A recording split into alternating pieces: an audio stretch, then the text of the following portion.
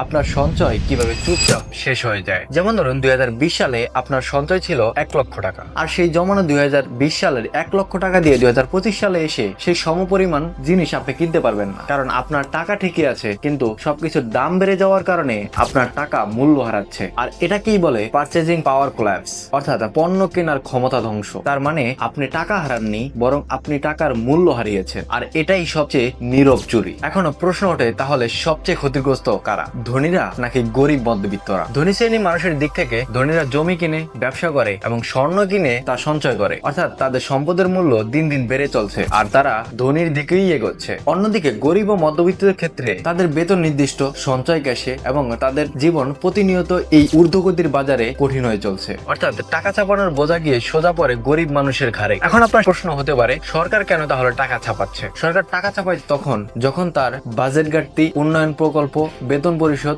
ও ঋণ পরিশোধ করতে হয়, তখন সরকার বাধ্য হয়ে টাকা ছাপায়। কিন্তু এটা লং টার্মে কোনো সমাধান নয়, এটা একটা শর্ট টার্ম সমাধান সরকারের জন্য। অর্থাৎ টাকা ছাপানো মানে দেশ ধনী হওয়া নয়, টাকা ছাপানো মানে ভবিষ্যতের দুঃখ আজকে কিনে নেওয়া। আর সরকারের অতিরিক্ত টাকা ছাপানোর জন্য মূল্যস্ফীতি, সঞ্চয় নষ্ট এবং মধ্যবিত্তের কষ্ট আর দ্বিগুণ বেড়ে যায়। বাংলাদেশে টাকা ছাপানোর দাম কাগজে নয়, সেই দাম আমরা দেই বাসা ভাড়া, চিকিৎসা এবং জীবনের প্রতিটা খরচে। আপনার মতামত অবশ্যই কমেন্টে জানাবেন।